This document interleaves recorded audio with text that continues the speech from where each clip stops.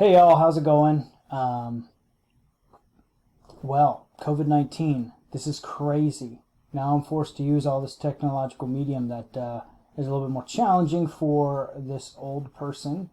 And I only have a few 15 minutes to get going. We have a lot to cover and I want to get cracking. So good news is you don't have to deal with my stank coffee breath and my gimp leg. So here we go.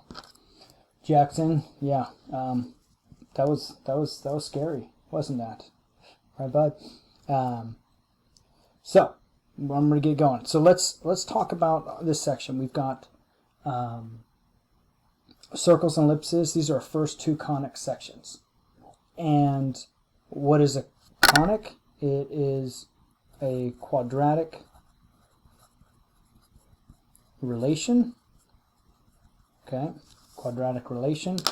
And you're like going, what in the world is a relation? Okay, if you remember, all right, if you remember a quadratic, we deal with this input-output system, right? The y and x system, and this input-output system, and if we had a function, all right, there would be one value of x for every value of y. Okay, so something like this would be a function. Something like this would not be a function. Okay, we used a rule that it violated the vertical line test. So there are two x values for that one. And there are two x values for that one. Excuse me. There's two y values for that one x. All right, and that's or in other words, there are two independent values for one independent value. All right. The word relation, okay, is essentially, it can be a function. Okay, it's like a square and a rectangle. A relation can be a function, but not all relations are functions. Okay, this is a function, but this is a relation. All right. So we are going to be dealing with circles, ellipses. Okay, draw my little oval here. We're going to deal with parabolas, whether the parabolas open in the horizontal direction or open in the vertical direction. Okay, and then we're going to be dealing with hyperbolas. Okay, all right, and so these are quadratic relations. Now before we can do those, we have to remember a skill from Algebra 2. All right, and that skill is completing the square. This is going to be a very useful skill. I'm going to show you, probably not in this video, about how to use your calculators for the conic sections. It's nice to get a nice graph, but you know me, I'm old school and I love to draw. Okay, and I think that actually the drawings come out better when you draw them yourselves and you get a better understanding of what you're doing. Okay, the calculator is great. Again, these are not all these are functions, so we can't draw them all in our graph. We can if we do a y1 and a y2. We can draw them, but so we draw like the top portion. And we can draw the bottom portion if we did a y1, y2. But then if you're doing an ellipse, it'd be overlap and be kind of weird. Okay, let me get going. I can go off on tangents, pun intended. Okay, so let me take a look at my notes over here. Let's say we had this from last year. So you had something like y equals 2x squared plus 4x plus 3. Okay. So we have this. This is just a parabola. Okay, has a y-intercept at 3, and you know that's of the y equals ax squared plus bx plus c format. Okay, and if you remember, we had this like really nice, neat y minus 8. Let's see, k equals a multiplied by x minus h quantity squared. And if you remember, this was called vertex form. Okay, this was called vertex form, and this was really nice because it gave us a vertex. So from the y-intercept and the vertex, we were able to then plot that curve, because with the vertex we could also find another symmetry point, because we know it's a parabola symmetric from the vertex on both sides. Okay, so we need to remember how to do that. How do we get this into that? Okay, now some books may kick k over to the other side and have like a plus k, and then have y equals. I mean, there's really, you guys have algebra. It's like, oh, we'll just add this to the other side. So no big deal there if you see it in a slightly different format, okay? So what I'm going to do here, if you remember, is I'm going to show all the steps, okay? There's some sub-steps that definitely you can totally skip and do in your head, but I mean, I'm just right there, just subtracted 3, okay? No mega deal there. All right, but if you remember, I did this, all right? And we need to get this a factored out, all right? And so I'm going to write equal over here, all right? And I'm going to factor that a out. I'm really not writing straight, but that's okay. I factor that a out, and since this is an equation, I'm going to add something on the other side. I'm going to complete the square, and I'm going to add something on this side of the equation. And if I add something on this side of the equation, obviously it's an equation, so since I add something on this side, I have to add something on the opposing side.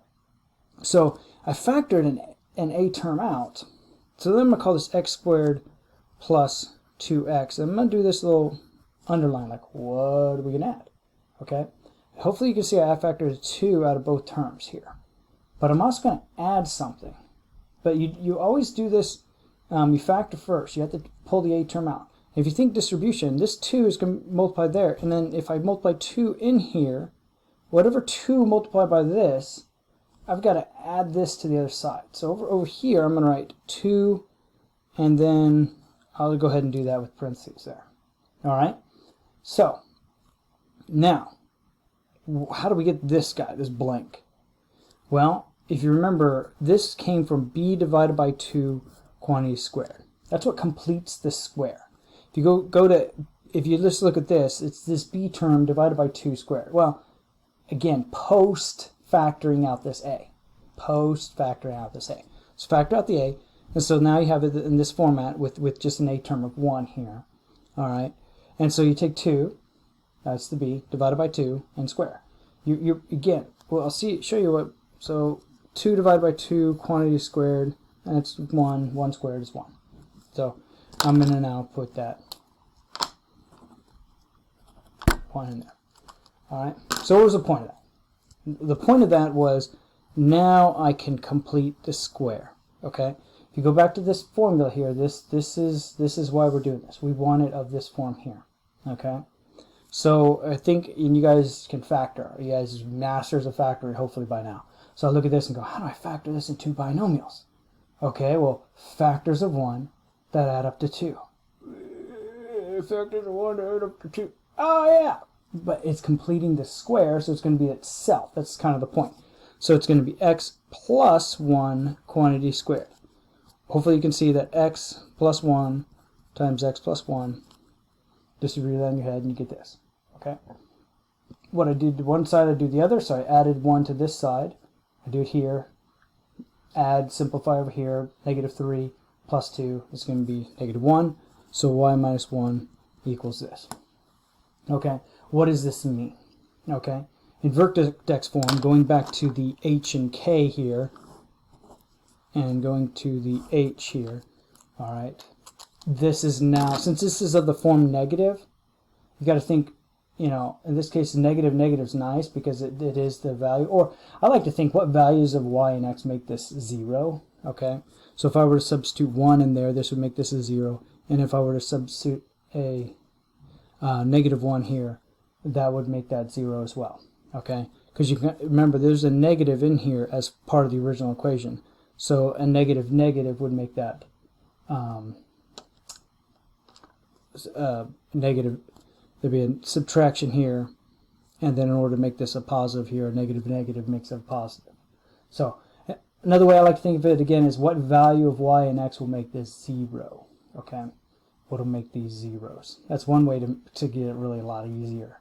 So we know then, what does this mean? We know the vertex is at negative 1 and 1. You always list in x and y order. So vertex is at negative 1 and 1. And if I were to graph this, okay, in fact I could find my graphing calculator. There it is. Yeah, hello. Right. I should probably already put this up there, but that's okay. It'd be like, it's like class.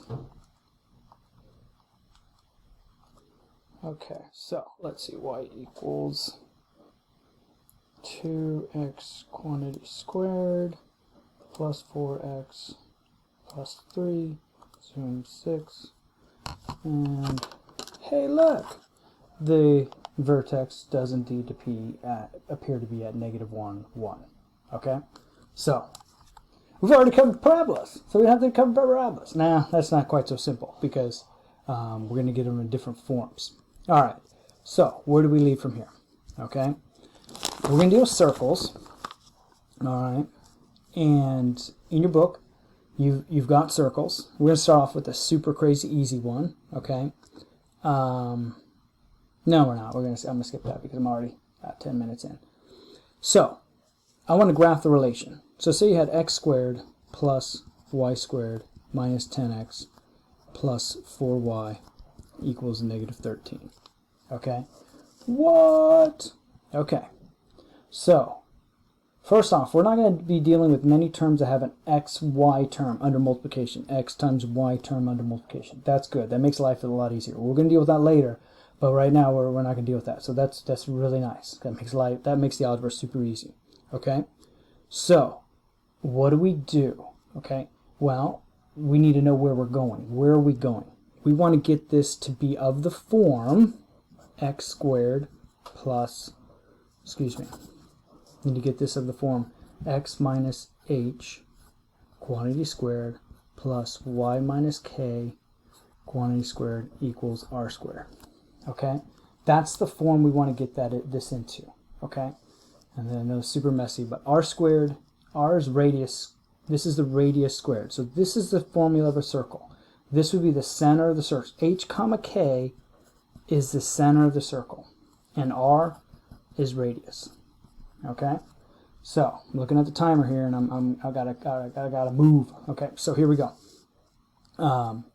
So step one, arrange your terms. All right. And then I'm going to do the little plus, little blank, and then plus y squared plus 4y plus this equals -13. Okay, so I arranged my terms. Now I'm going to do a 2 for 1 here. Okay, I'm going to do a 2 for 1 here. With the parabola I did only had to do 1, but since I have 2 squared terms I got to do 2 for 1. Complete the square of this part. B divided by 2 squared, 10 divided by 2 squared is 10 divided by 2 is 5, 5 squared is 25. So I have x squared minus 10x plus 25 plus y squared plus 4y. 2 divided by 2 is 2. 2 squared is 4 plus 4. It's an equation.